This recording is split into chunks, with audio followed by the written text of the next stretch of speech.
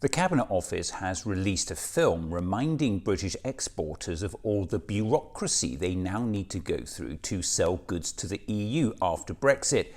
Watch in disbelief.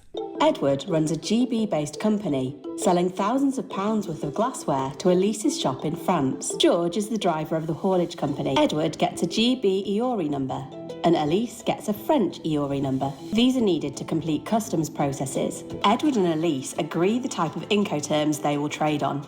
They give their EORI numbers, invoices, purchase order and transportation details to their customs agents. Edward checks that the goods meet the rules of origin requirements. He will also need to have evidence in place to prove his products comply with the rules of origin. Edward will need to ensure that the goods are compliant with EU labelling rules. George's haulage company checks guidance on being a heavy goods vehicle operator. Sandeep, Edward's customs agent, submits an export declaration for customs and safety and security exit requirements.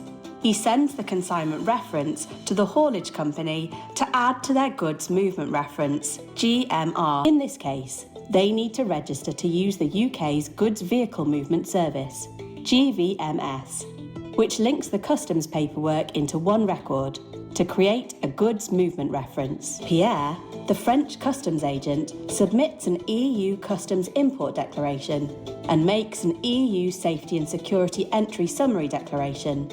This generates an EU import movement reference number. He sends the MRN to the haulage company. While picking up the glassware, George checks that he has all the relevant reference numbers. Heaven help us, and the goods aren't even at the UK port yet. George drives to the port. The ferry operator scans the documentation. Pierre notifies French customs that the goods have arrived by updating the import declaration. And Elise accounts for any import VAT. Is it any wonder British exporters are now being crucified with Brexit red tape and costs? This insane government is the first in history to negotiate a trade deal which actually creates barriers to trade instead of removing them.